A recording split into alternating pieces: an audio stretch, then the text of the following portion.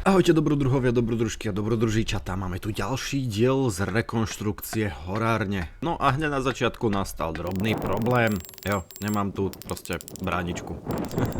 Tak som sa vrhol do práce.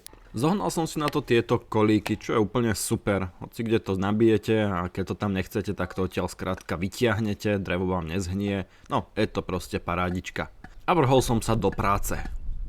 Najpodstatnejšie bolo začať s bráničkou tuto dole, pretože tadiaľ nosievam kamene a ešte tam mám nejaké veľké, ktoré používam na stavbu múrika a rád by som ich dostal na druhú stranu, takže som tu začal s bráničkou.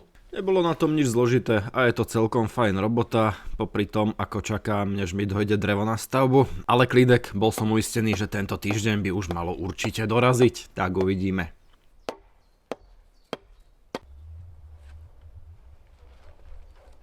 Kolíky som podoprel a vyrovnal, aby boli čo najrovnejšie, predsa len tam bude bránička a tie palice nikdy nie sú úplne rovné. Následne som urobil jednoduchú konštrukciu z nejakých starších hranolčekov, čo som tu mal. Celé som to osadil a oskúšal, či sa bránička krásne otvára, samozrejme otvára. A potom mi už stačilo urobiť iba to jediné, a to je osadiť do nej pletivo.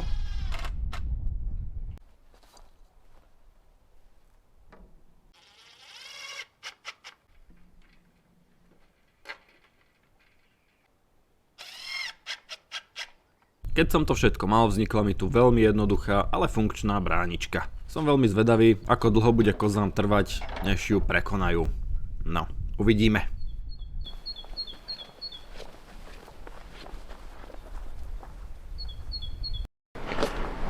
Skúste hádať, kde je kvapka. Ty si sama vliezla do pece, kvapka. Mám zapáliť? Tá koza si sama vliezla do pece. Si mi tým dáva niečo najavo. No tak ja z nej urobím raz, dva pečenú kozu. Kvapka. Ty si trdlo.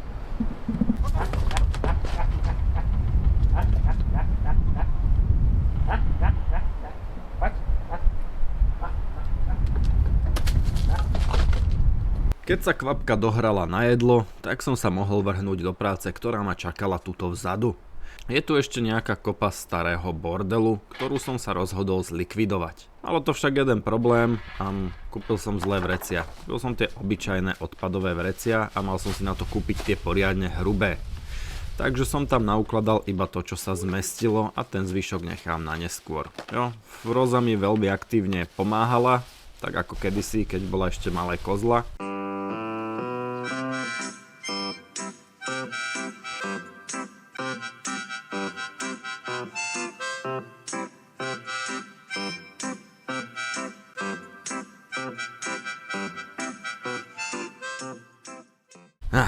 Je to taká malá otrava proste. Musí všetko preskúmať a všade sa napchať. Kozičky si už pomaličky začínajú zvykať na nový domov, avšak ešte to chvíľočku potrvá, než sa úplne osmelia. Keď som sa zmieril s tým, že poukladať tento bordel do vriec bude lepšie, až budem mať tie poriadne veľké a hrubé vrecia, tak som sa vrhol na upratovanie nejakého dreva, čo tu ešte zostalo. Všetko som to naukladal na zadný dvor, ktorý vyzerá veľmi zle a je na čase ho poriadne upratať. Súvisí to aj s tým, že sa chcem vrhnúť do jednej činnosti, ktorá mi tu už, povedzme, že poriadne dlho škre oči a celkom by som sa jej rád zbavil. Takže som najskôr poprehadzoval tieto palice a poukladal ich ku kopám dreva.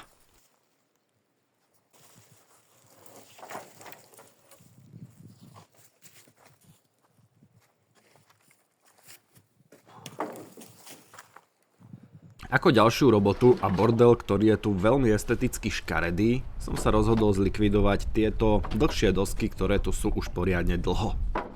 Nejaké drevo som nahádzal aj pod dielňu, kde vôbec nezavadza a nevadí mi, keď tam je.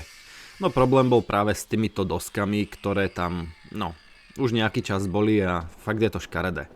Takže som ich porezal a tie, ktoré by som ešte teoreticky niekedy mohol využiť, tak som zobral dozadu. Celé to miesto vyzerá oveľa krajšie hneď potom, ako som odstránil tie drevá.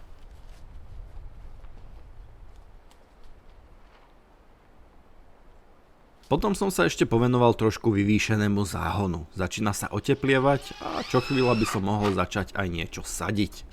Takže som ho poriadne poupravoval, aby vyzeral aj esteticky pekne. No a mohol som začať s návozom ďalších kôp a kôp hliny. Musím povedať, že to bol náročný deň. Nemal som moc náladu ani chuť venovať sa nejakej inej robote. V podstate bol som celkom rád, že som tu a kopem. Takže som kopal a v podstate som kopal takmer celý deň. Vykopal som poriadne hlbokú jamu. Nebolo vôbec prekvapivé, že do tak veľkého vyvýšeného záhonu patrí aj poriadne veľa hliny. No a Freja za mnou robila zatiaľ nejaké tie svoje klasické blbinky. Je celkom sranda, ako si občas pozerám záznamy, keď nevnímam robotu a vlastne vidím, čo Freja robí v mojej prítomnosti. V tomto prípade si našťastie iba robila taký malý pelieštek, aby si mohla lahnúť a pozorovať, čo jej bláznivý majiteľ zase vyvádza. Po celom dni kopaní som mal relatívne hlbokú jamu, ktorá je už celkom vhodná na kompost. Musím povedať, že to kopanie nebolo vôbec jednoduché. Bolo tam poriadne veľa kameňov a rôznych prekážok, ktoré celé kopanie poriadne sťažili a spomalili. Taktiež ma tie prekážky stáli strašne veľa energie. Ale musím povedať, že som sem nanosil poriadne veľa hliny a vyvýšený záhon začína vyzerať celkom dobre.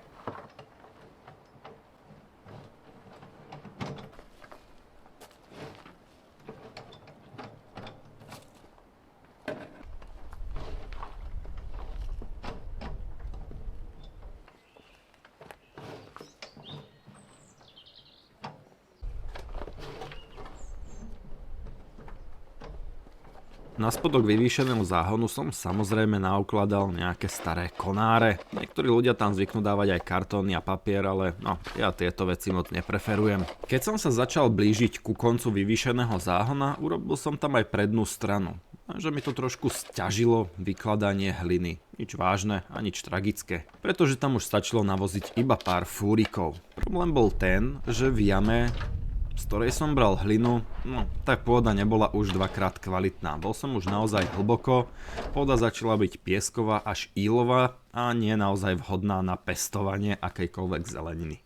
Preto som sa rozhodol zabiť dve muchy jednou ranou. Všade okolo pozemka mám rôzne takéto kopy hliny, ktoré bude treba časom zarovnať. Napríklad ako kopy hliny okolo tejto pivnice, ktorá sa kedysi dávno pravdepodobne opravovala, upravovala, betónovala. A výkopové práce spôsobili, že je tu všade veľa hliny.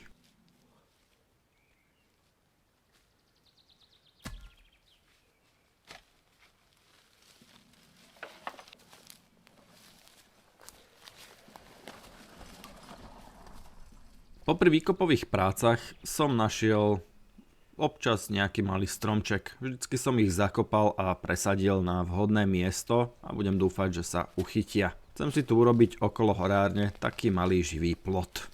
Takže to bude veľmi veľa presádzania. Hlina z okolia pivničky vyzerá veľmi kvalitne a vhodne na pestovanie. Takže mám celkom radosť z toho, že jednak si tu upravím terén a druhák budem mať celkom kvalitnú pôdu na pestovanie zeleninky. Celý čas, čo som tu upravoval terén, tak som nachádzal podložky, plastové podložky. Bolo ich tam skutočne, neskutočne veľa. Každým fúrikom som sa blížil k záveru a bol som odhodlaný to dnes celé dokončiť. A taktiež som to aj splnil. Na úplný koniec, keď som mal už vyvýšený záhon absolútne plný pôdy, tak mi ho stačilo iba pohrabať.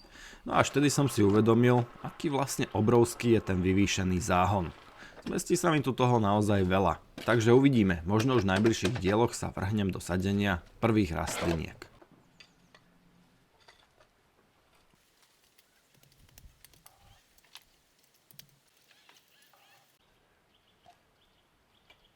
Ako môžete vidieť, tak o hlinu nebudem mať naozaj núdzu.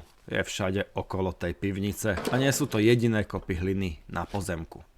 Keď som mal už konečne plné zuby kopania, vrhol som sa do ďalšej činnosti. Pomaly ale isto sa stále z prestávkami venujem tomu, aby som čistil pozemok a okolie horárne od drevín a taktiež úprave ovocných stromov, ktorých je tu naozaj hojne. O tieto ovocné stromy sa roky rokúce nikto nestaral a bude naozaj veľmi ťažké a bude to trvať veľmi dlho, pár rokov, kým sa podarí tieto stromy dostať do ako tak dobrého stavu. Musím ich naozaj poriadne preriadiť a zbaviť ich všetkých zbytočných konárov. Je to skrátka beh na dlhú trať, preto sa tomu venujem vždy po kúskach a po troške.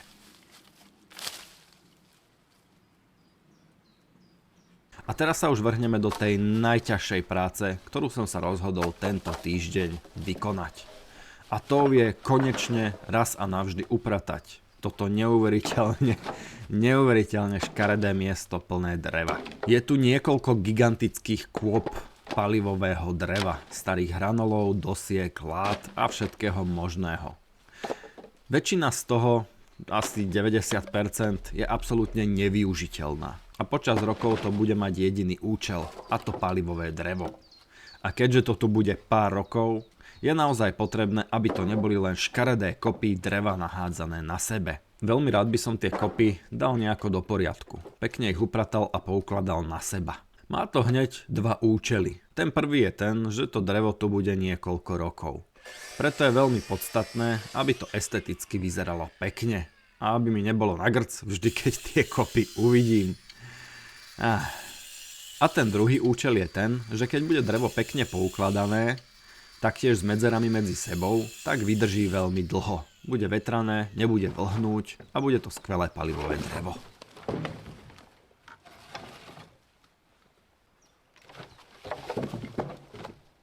Viem, že mnohí z vás majú asi ten názor, že keby som to robil hneď na začiatku, nemusel by som to robiť teraz.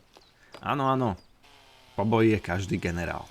Problém je asi v tom, že treba vyskúšať najprv si tú strechu postaviť úplne sám. Potom zistíte, čo sú priority pri práci. Keď staviate strechu úplne sám, každá hodina je absolútne kľúčová. No a práve preto. Keď je nejaká kopa dreva, ktoré pekné poukladanie vám zabere možno pár dní, ale vy tie dni nemáte, tak to drevo skrátka nahádžete na seba a venujete sa tomu, čo je dôležité. Postaveniu strechy a jej následné zakrytie, aby vám netieklo na hlavu. Takáto kopa dreva má svoj čas. Môže kľudne počkať aj rok. Ale jej čas raz príde. A čas tohto dreva nastal práve teraz. Vrhol som sa do práce. Začal som triediť, prenášať, rezať, píliť a postupne som to začal dávať do poriadku. Dreva bolo tak veľa, že som sa istý čas nevedel na tomto mieste skoro vôbec pohnúť. Takže som musel takticky začať robiť niekoľko kôp. Sem prídu hranoly jednej veľkosti. Odvážam ich aj zozadu, kde tiež zavadzajú a sú tam dané len dočasne, aby na ne nepršalo.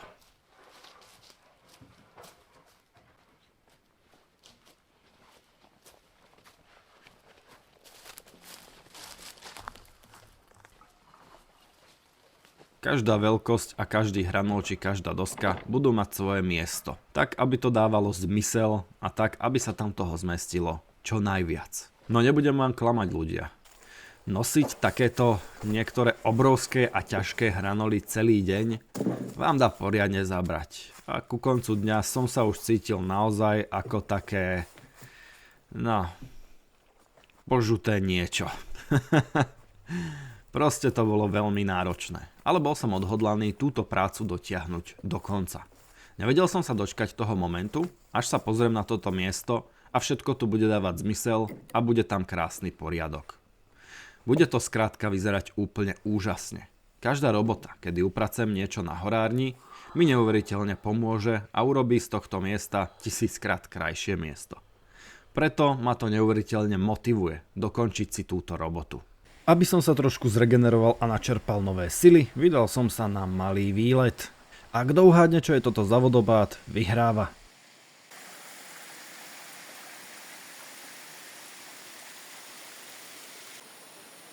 Po krátkom výlete späť do práce. Plný nových síl, odhodlania a energie.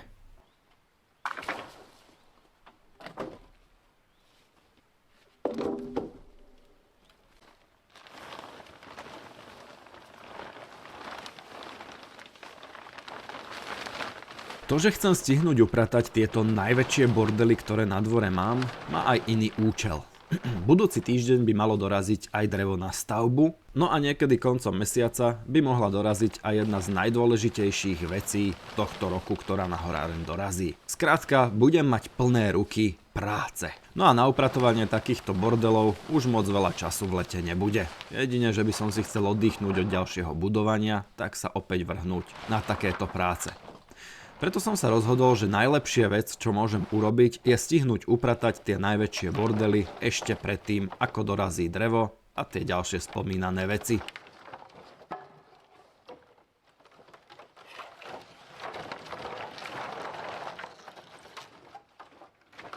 Je lepšie aj takúto jednoduchú prácu vykonávať s nejakou minimálnou taktikou. Tuto to bolo úplne jednoduché, drevo som triedil na 3 kopy. Palivové drevo, ktoré budem musieť narezať na menšie časti, pretože ho budem ukladať na kopu ako predtým. Dosky, ktoré možno ešte využijem a ak nie, tak ich dám medzi tie dlhšie, aby som ich nemusel rezať teraz. A samozrejme na hranoly. Problém bol, že tá kopa s palivovým drevom, ktoré idem narezať na menšie, bola až príliš veľká. No, trošku som to prehnal, takže budem mať veľmi veľa rezania, ale zase keď to urobím, bude to vyzerať dobre, tak prečo nie?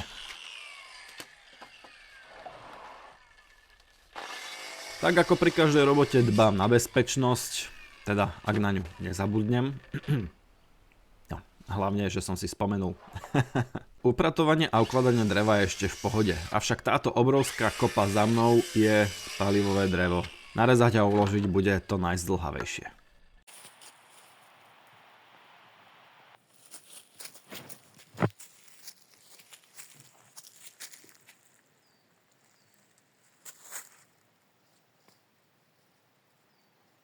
Kvapka. Čo tam robíš, ty horolezec malý? Poď dole, poď. S kozami začína byť sranda, ale je vidieť, že si začínajú zvykať na svoj nový domov. Z čoho mám skutočne veľkú radosť. Keď som sa zbavil väčšiny hranolov, prišla ďalšia várka vecí. No a teraz mám na mysli dosky. Je to zdĺhavá práca. Nie sú tak veľké ako hranoly, preto ich upratovanie trvá o trošku dlhšie. Ale sú o dosť ľahšie ako hranoly, čo je obrovská výhoda.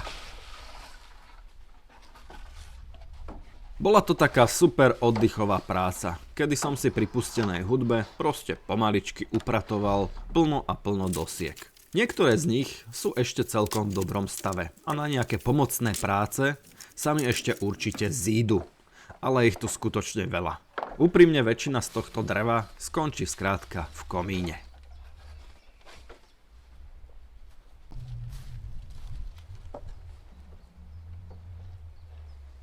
Na rad prichádza posledná rada dreva.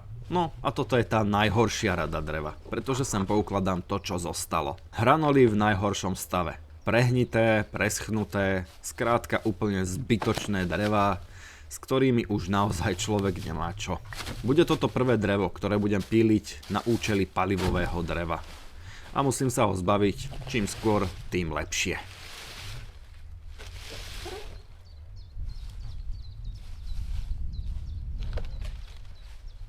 Musím povedať, že po pár dňoch toho, ako som prekladal, ukladal, dvíhal a prenášal obrovitánske hranoly, ale aj malé dosky, tak som si na to dosť zvykol.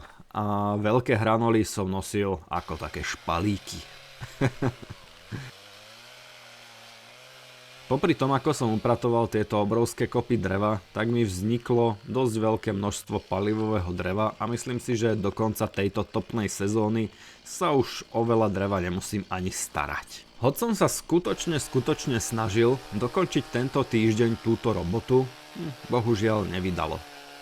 Toho dreva je tam skutočne veľa. Odhadom by som povedal kľudne takých 10 až 12 metrákov. Čo nie je žiadna sranda v jednej osobe poprenášať, popíliť a poukladať. Priatelia, aj takto vyzerá pravá tvár rekonštrukcie tak obrovského projektu ako je horáreň. Vznikne vám neskutočne veľa odpadu a veľmi veľa bordelu.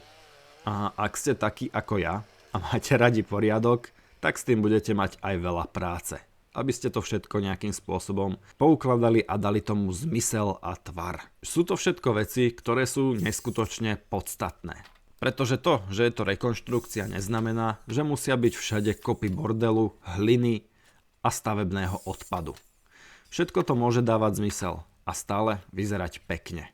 Od budúceho týždňa nám začína poriadna fuška. Od budúceho týždňa sa opäť poriadne oprieme do rekonštrukcie a nebude čas váhať, pretože na jeseň tohto roku príde niečo veľké.